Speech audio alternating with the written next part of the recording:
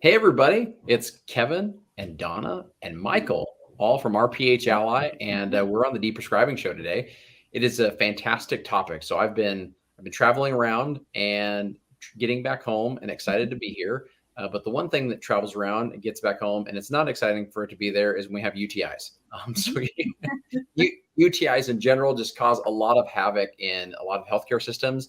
And are they really UTIs though? Do we need to treat them? And what is the importance of having really good antimicrobial stewardship behind our approaches? We're going to find out more from our expert, Michael, right when we come back.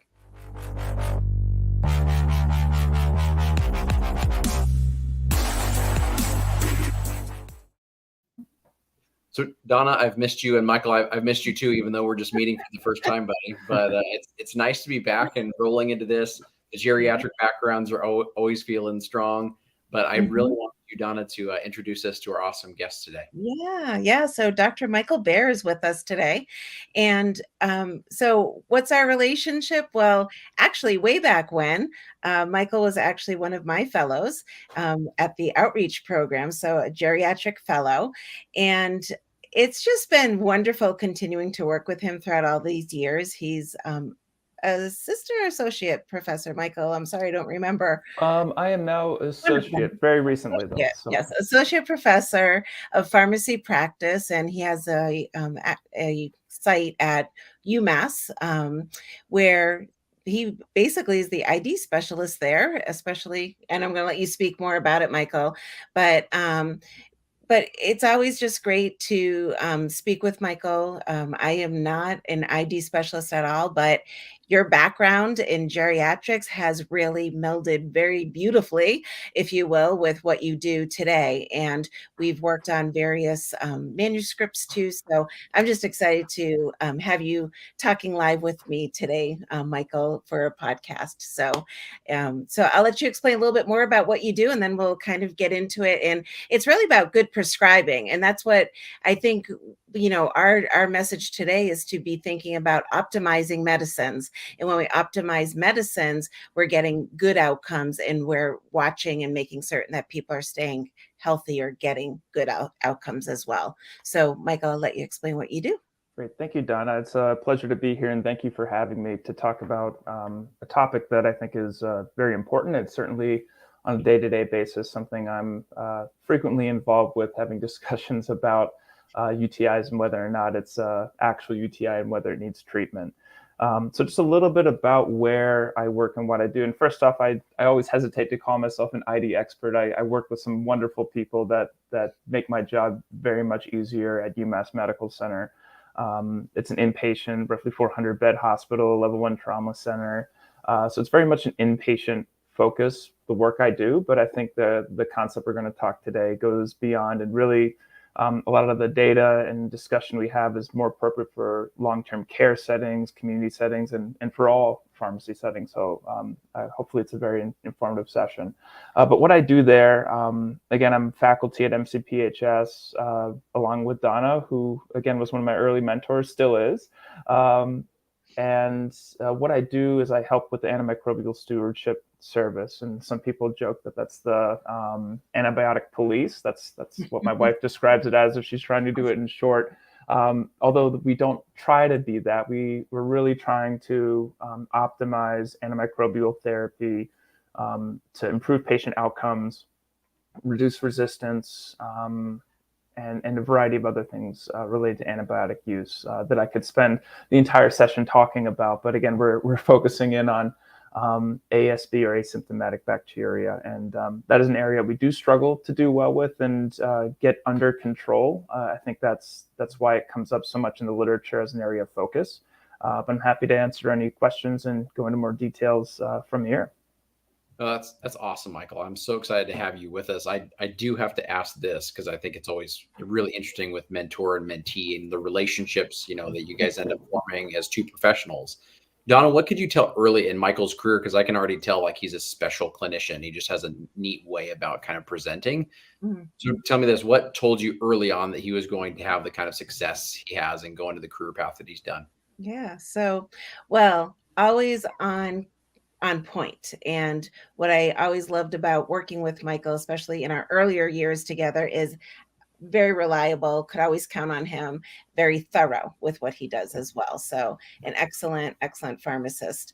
But it's always been nice to continue working with Michael, where we've been able to write some great manuscripts and making an impact, I think, in geriatrics too. So we've written about NSAIDs and heart failure, and we also uncovered the rhinorrhea of donepezil too in older adults, and how it was mistreated and misdiagnosed as allergies and not treated appropriately. So, kind of figured out some really great things. And so being able to talk through and study, and Michael's a great researcher too. So just really wonderful in being able to really pair and be able to come up with some great things. Oh, I'm excited. That's awesome, Michael. With the conversation, bud, where I mean, UTIs are quite broad. Like your focus is kind of is going from the hospital angle. If you want to start there first, or we can go wherever. If it's just how big of a problem are UTIs in the U.S. and what kind of antibiotic burden do they really cause? I mean, when we're thinking about, are they that big of a problem? Well, we can sort of peel back, talk about antibiotics broadly, and then shift into where UTIs fit into that. So broadly, antibiotics. This is some older numbers. I'd have to look up the more recent one, but I think it was in 2015, maybe it's 2013. Some publications said it, and this is outpatient setting. The number I'm about to give is, I think there was 277 million prescriptions in the outpatient setting, something like that. Whatever the actual number is, it's a lot.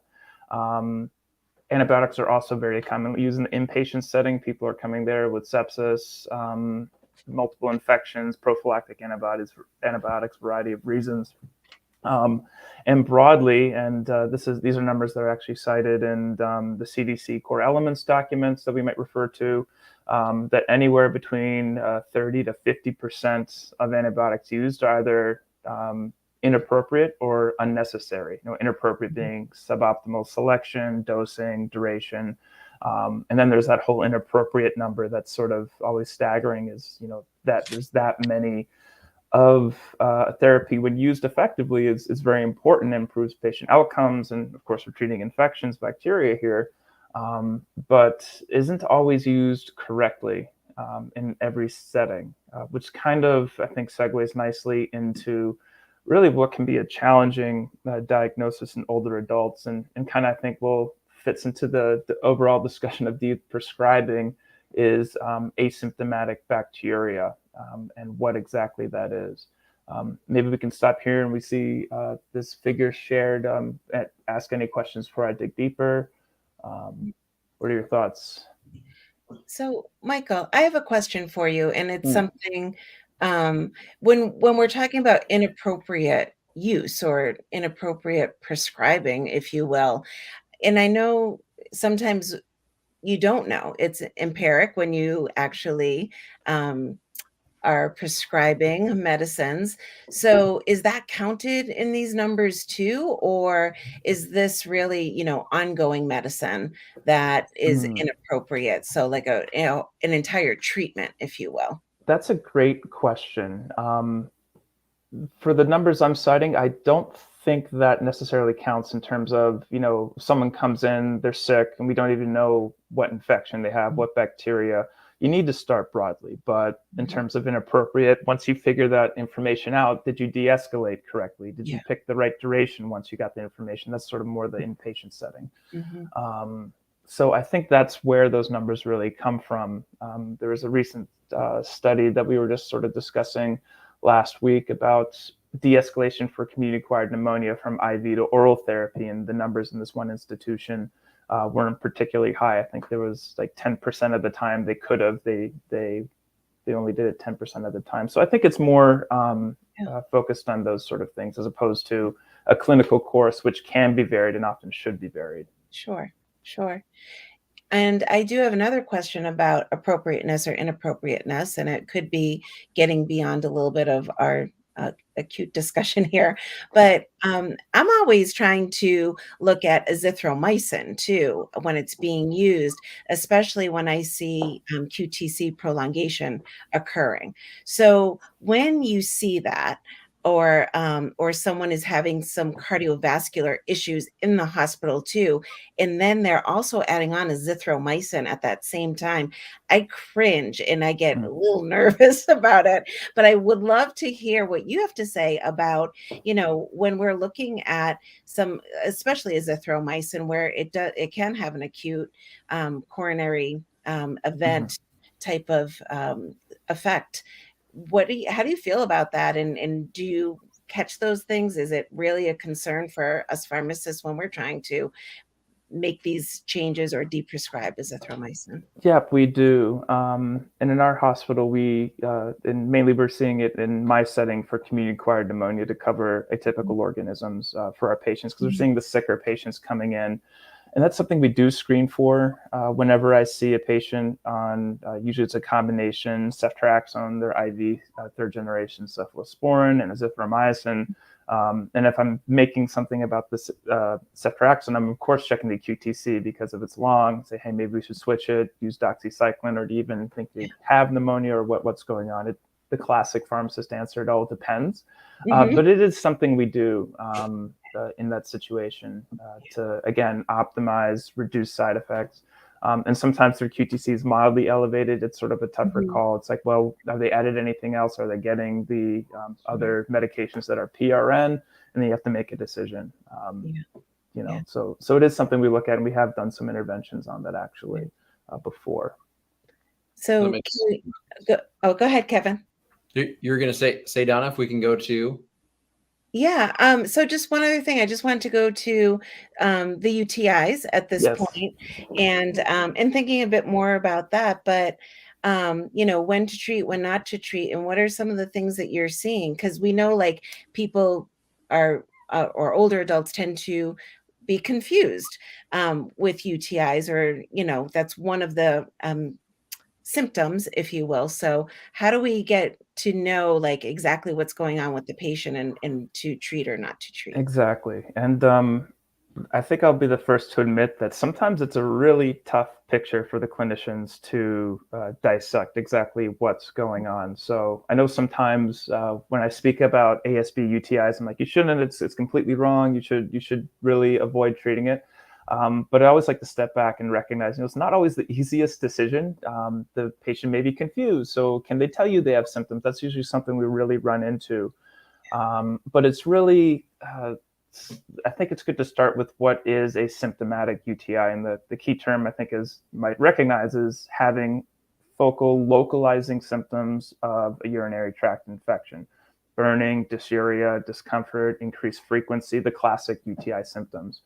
What is not a specific sign of UTI is altered mental status, confusion, or falls. That actually is not the wording is very important here. It's not a reason to say, oh, let's check the urine and treat that. I think your discussions around deprescribing, I think if someone has increased confusion, has a new fall, it's sort of a time to say, hey, pause, what's going on? Maybe it's the medications. I have seen cases where a patient's come into the ED, they're confused, they're altered, they check the urine, it's growing E. coli, they have no symptoms, no infectious signs. I'm going through the case, I'm like, they started a benzo 2 days ago. Is that why they're maybe confused today? And I have to have those conversations with, again, it's sort of a global picture. And it's not always that easy. It's not that black and white always. Sometimes it's a reason to go monitor, maybe not jump to treating, don't check the urine right away unless they're having specific signs. And they could be things like fever, elevated white count, things like that. Outside of that, if you check the urine, right away, Michael, it can really make things cloudy. Yes, it's cloudy. Which cloudy urine isn't, it's a good thing, is not a specific sign to treat for UTI. I always joke that cloudiness and foul-smelling urine. I know what nurses say when foul-smelling urine, but I always joke I've yet to find good-smelling urine. I haven't found the day. So that's, again, not specific. Dehydration can do that. Some medications can cause foul-smelling urine. It's not necessarily a reason to treat, but we see that done.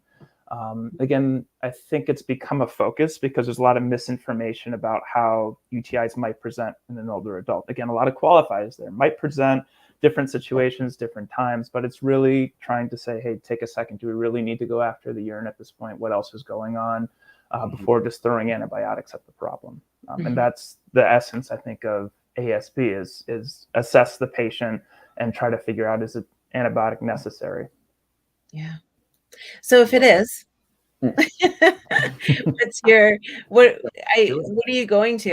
Are you doing empiric treatment first and then Usually, yeah. So if a patient comes in and they do have symptoms, or there's enough information to make, hey, there's an infection going on, and it could be the urine. Again, always the fear is that you say, oh, it's not a UTI, it's not an infection, and then they have a bloodstream infection, and you've delayed therapy that could be saving. But again, that's why you don't set it and forget it. You monitor those patients, and you respond to the info. But if they did have something like dysuria, or it's clearly a UTI, you have to treat empirically.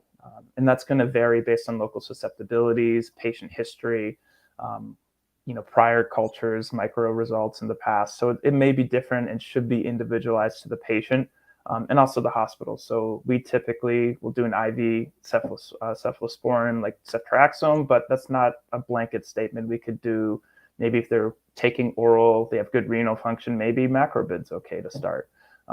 Often, though, in my practice, we're seeing patients that are more complex. We have to worry about pyelonephritis, so we might have to get more information before we can jump to those things. But if they're in the community, more stable, there might be more options on the table. And then, of course, patient allergies, renal function, side effects.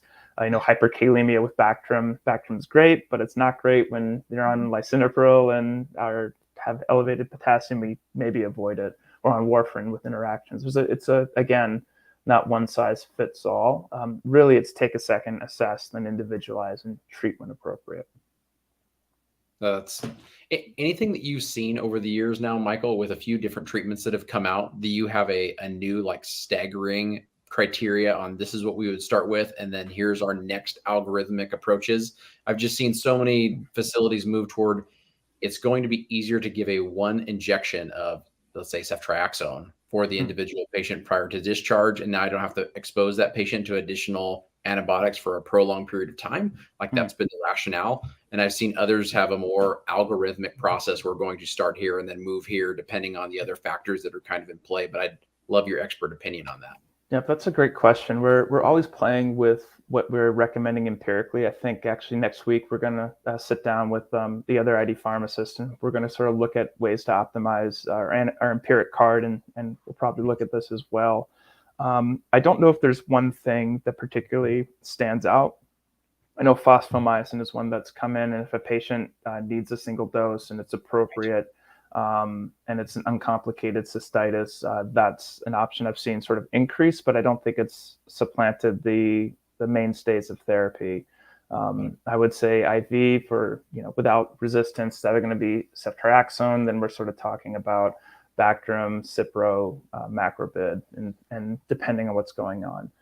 If I had to choose, and if I could choose it, I would pick macrobid. It has the least side effects. It's only working in the bladder. It's not totally benign. But again, if we're talking about older adults and ASB, which are 65 and older, we have to worry about adequate renal function to get bladder concentrations.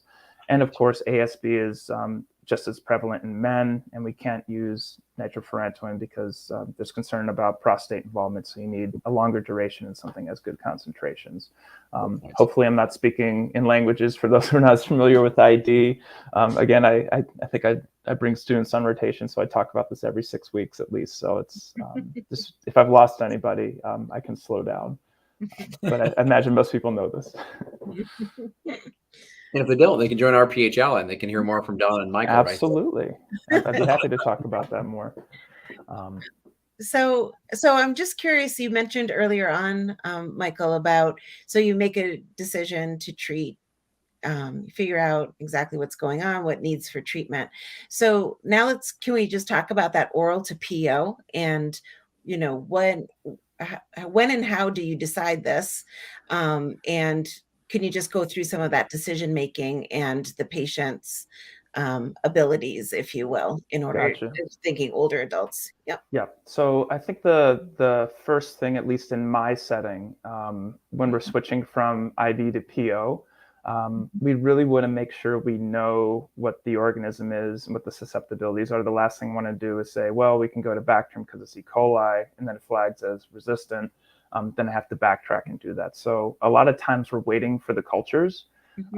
If we're treating with often we do empiric ceftriaxone. We usually just do 3 days of IV, and by the time the results come back in a female patient, that has sort of that time period is left. And so while they've had 3 days, and we're looking clinically as well. Again, we're not just saying duration and that's it. We're looking for response. If they have a leukocytosis, is it resolved? Is the burning, dysuria, if they reported that, gone away? So that's really the mention of the symptomatic, and it can be individualized as well. And there might be some differences depending on the institution and things as well. But generally, as soon as we can go to PO, we like to try to make that. Of course, they have to take oral, and then it's the allergy side effects and susceptibilities that kind of dictate that. Okay, great.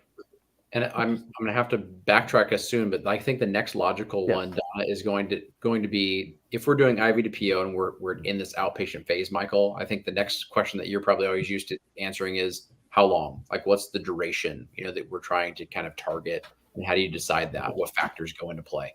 Gotcha. Again, it depends. Again, we're talking about uncomplicated cystitis.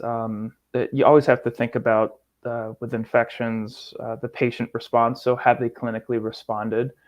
If they've responded, improved, stable, symptoms improved, we could go as short as 3 days if it's an IV beta-lactam. If you went to a PO, there is some difference whether you have to do 5 days versus can you get away with 3 days of Bactrim, 5 days of macrobid. It really depends on what the decision process is. So again, not really a blanket answer. Kind of back to the original theme is it has to be individualized for the patient. So that actually is very, very true. And again, will the patient tolerate it? Can they take it? And then allergies and things like that. But duration, usually 3 to 5 days is the ballpark for female patients. Men, usually 5 to 7 days. We try to get away with 5 days, but usually a little bit longer. Not enough evidence to go shorter quite yet. Now that we've already walked all the way to Romeo and Juliet's final conclusion, if we could go back to be or not to be. Yes. That's what I'd really love to hear a little bit more about, Michael, just in general. Yeah. Like you kind of laid it out nicely. Like, are we dealing with ASB? Are we dealing with UTI? How do you make that decision? What are kind of the thought processes that you go through and then educate your clinicians to go through? Yes, that's a great question. And you can't know when not to treat if you don't know when to treat. So I think it's appropriate to start where we did and get to this point. Really, it's the issue with ASB is, it's a intersection of a lot of issues coming together at the same problem. Is the patient is having something, they're either altered or maybe, hopefully they're not, but maybe they're screening the urine in a long-term care facility. You might have heard along the way some facilities might have done that. Hopefully not anymore, but basically it's collecting the data when it's appropriate to collect it and then responding to it at the right time. As it comes out of my ears, so give me a second to get those back in. Waving my hands around here because I'm getting excited. So it's really when to collect the urine sample, I think, is the appropriate thing. Is there a reason to go after the urine? And the problem is there's been a tendency to do that when it's not necessary or appropriate, right? So do you need to have a urine analysis? My patient is confused, for example. Let's just get a UA. Let's say that's the decision. And then it comes back, well, it has white cells, it's growing E. coli. Now what do you do? The tendency is going to be wanting to treat, and we've seen that happen. There's, if you look into there's some literature, and I think they talk about it in the asymptomatic bacteria guidelines, the IDSA 2019 guideline, refers to some really interesting evidence that was looking at if patients in I think this was based in long-term care, had collected urine samples, and what was the percentage of patients that really need to go on and get treatment is maybe like 15%, 20% tops, but 70% of patients got antibiotics. So the problem that's identified, and there's a lot of studies that show this, is that once you get a positive urine, they get treated. They don't always need to be treated. Patients, when they get older, get colonized with these bacteria. They call them their friends that just sort of live there, but they're not causing an infection. They're not causing symptoms. Again, I always like to circle back, and I try to be aggressive with this, is if they get symptoms, ASB is off the table because it's not asymptomatic. And symptoms, again, not a UA. The definition is if you have pyuria or white cells in the urine, that's part of the asymptomatic piece. That's not a symptom. May raise the flag to do more workup, but again, we're talking about burning, dysuria, and those other signs. If they don't have those and then you go treat them, which has been the tendency, there's problems with that.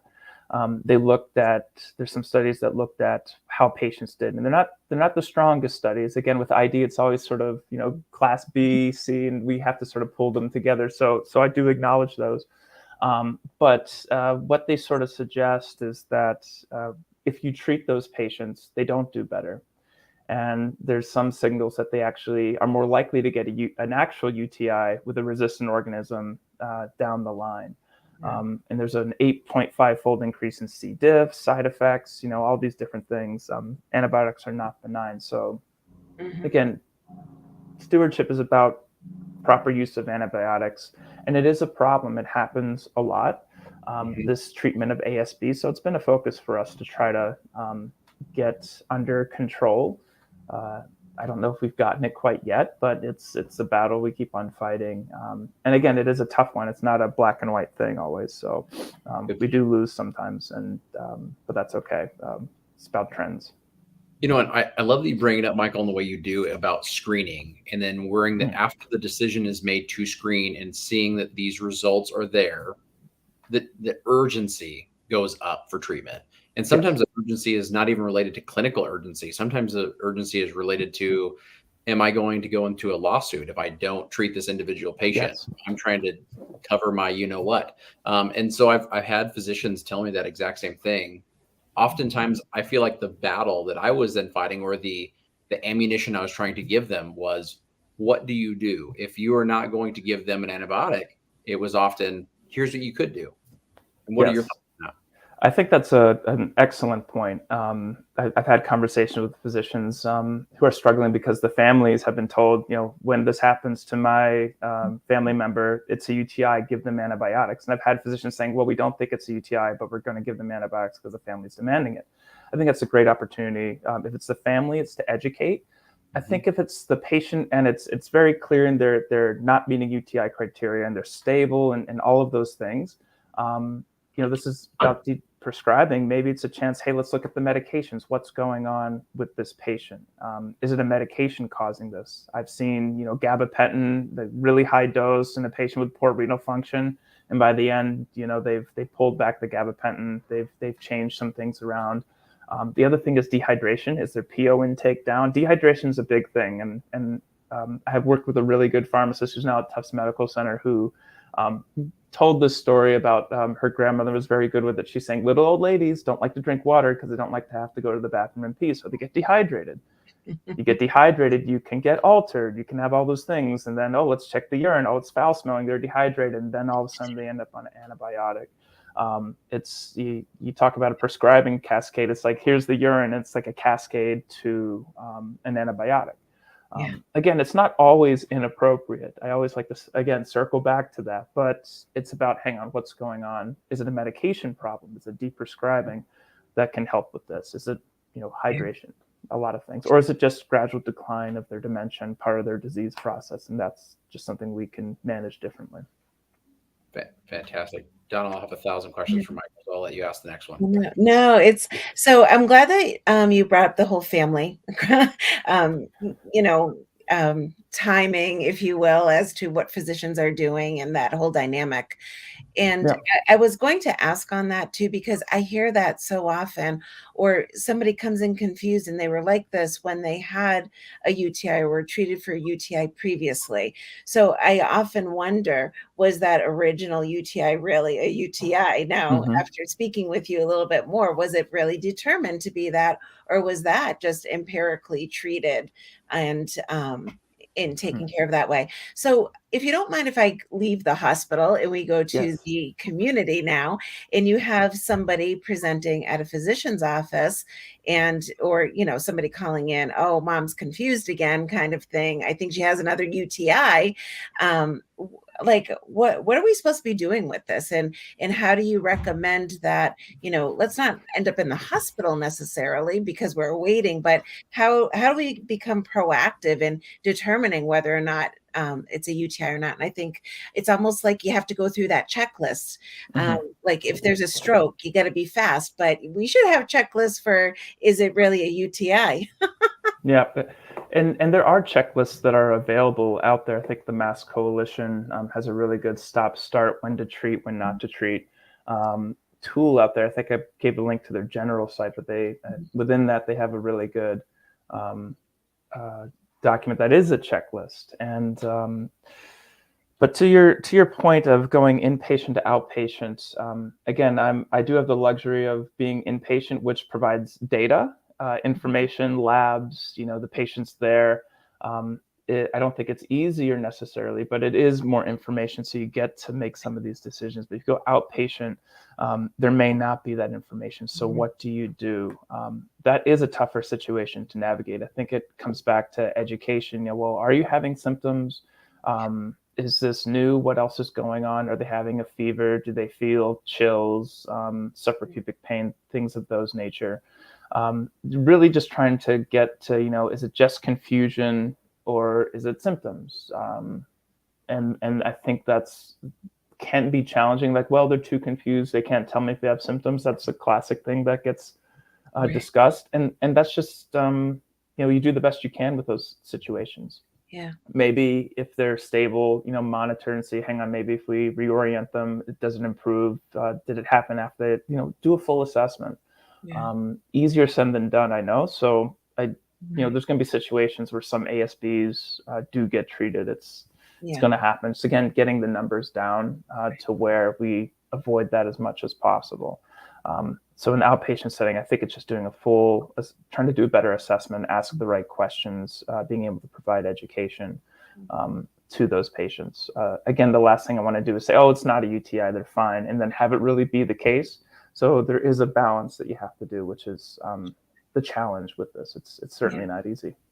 Yeah, I think we are so used to saying, oh, they're confused, it could be a UTI. I think that in just talking with you, that's one of the last things, if anything at all. It's not even a symptom of it.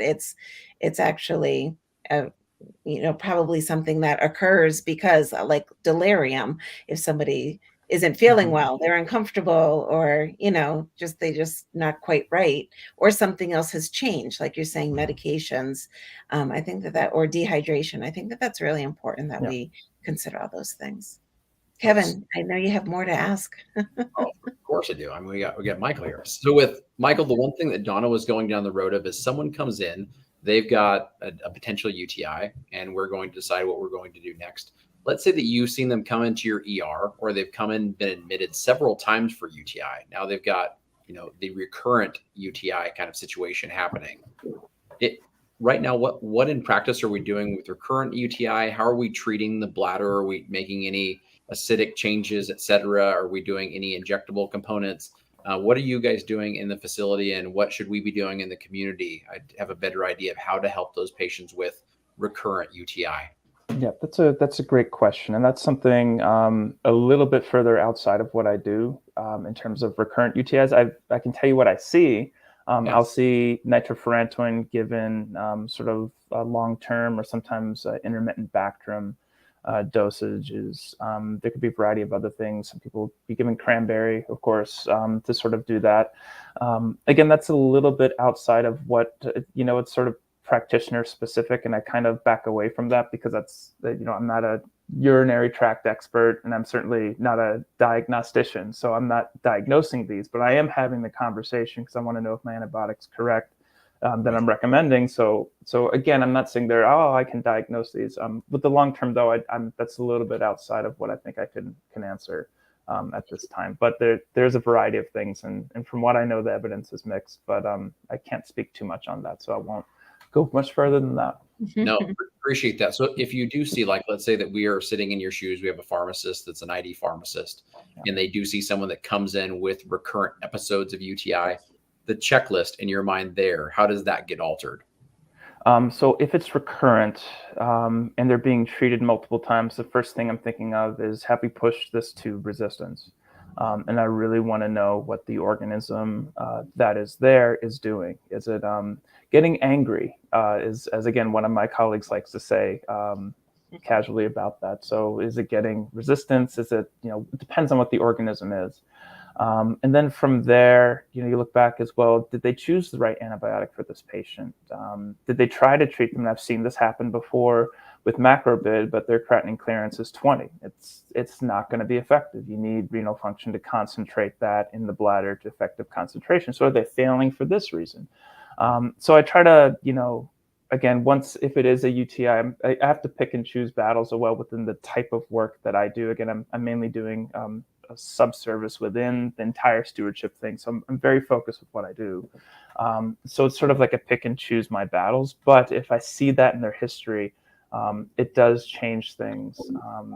And also I have to think, is there an anatomical problem? Is there a stone that's residing and infected that changes duration, management, drug selection? Again, it depends, but again, it's sort of assess, work up the patient, and if I need to pull in someone who knows more than me, which is oftentimes the case, I'll reach out to them and get their opinion. I always appreciate the humility.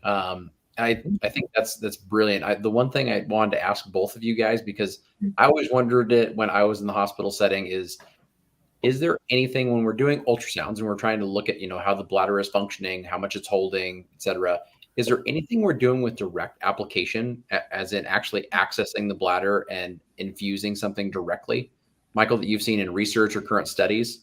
Bladder installation of antibiotics. Oh gosh, I think there's been unique situations where we've done that, but it's not something that's commonly done in terms of an antibiotic installation into the bladder. There are a couple treatments that aren't infectious disease related where you do those treatments. There was a patient today I was reviewing on continuous bladder irrigation, but that's just they were just having hematuria due to an injury they had, and that was not. They were getting antibiotics for the injury, but not into the bladder. I think there are situations where we have considered that, but those would be very unique, anatomically challenging, or probably need an ID consult, if I'm going to be completely honest, to get that managed if it's that complex. At least to date, anyway. Maybe the future will hold something that is more common. Amazing. It's great. No, this has been a whirlwind of awesome information from you, Michael. Thank you so much. I hope I'm staying on task. I tell my students I'm the king of going on tangents, so I've tried to stay focused. At least we stayed in infectious disease, because again, I can go anywhere. So thanks for keeping me on track. So you did fantastic. So any last words of wisdom when we are thinking about our older adults? And do you see older adults on antibiotics for too long as well? And should we be deprescribing in any particular circumstance? Yes, I would say it's always appropriate to ask, is the right thing being done in this case? Is the antibiotic going on too long? Is it the right antibiotic? And I think it all starts with, educating yourself and your patients and providers about what all these things are. Because I find over time, if you keep repeating it and educating, it perpetuates itself. So familiarize yourself with, what appropriate duration is, what the exceptions are. And really, I think for this study, what is ASB? Because we don't want them to prescribe when they don't need it. Again, if it's ASB, the appropriate duration is 0. So it's really educating what that is and what it is not. There are great resources out there, patient-friendly, provider-friendly, to really provide this education. Again, the antimicrobial stewardship core elements, there's 3 diseases they focus on. And this is table, I think, 2 in that document that's being shown on the screen. There's community-acquired pneumonia, skin soft tissue infections, and UTIs. And again, UTIs is specifically on there in part and due to the asymptomatic bacteria. And you can see that in the clear column is established criteria distinguishing between ASB and symptomatic bacteria, or in that case, a UTI. So it's educating on what these tools are and what the resources are to you. And some being consistent, again, and being flexible. Again, not every patient is fitting into the same area. Not one size fits all. It's the world of gray. As I realize, everything in pharmacy is gray, especially in infectious disease. And so it's being willing to listen, talk, and choose battles as well. Again, it's all about improving patient outcomes. That's really what we focus on. And this is one piece of the puzzle. that I think every pharmacist could help contribute to. Absolutely. So well said. We definitely don't have to have Michael back for several episodes. The guy's just full of incredible knowledge, and he was complaining about him being tangential. Donna, that's pretty much our show. You and I just like to switch the curveball tonight, and Michael handled like a champ, knocked them all out of the park. So that was, don't encourage me. We'll start talking about something you wouldn't even know wasn't even on the menu. I can't even think of it now, but it'll come up there. That's too much fun. Well, we'll really enjoy that. Michael, thank you so much for being on the show. Donna, always Thanks, Michael. incredible pleasure. Thank you, Kevin. Wanted to make sure that you guys all know that Donna's Deprescribing channel is up and rocking and rolling. She's got her incredible book that you can read right through there at MedStrong. Head over to RPH Ally, bring your license with you, and sign up and find folks like Donna and Michael and myself being as nerdy as possible and trying to give you all the insights into deprescribing and antimicrobial stewardship. So we'll hopefully see you guys there. If you have any other questions, then reach out to us sometime soon. Michael, thank you again, and we'll talk to you then. Yeah, no, it was a pleasure. Thank you for having me. All right. Talk to you guys then. Thanks. Bye-bye.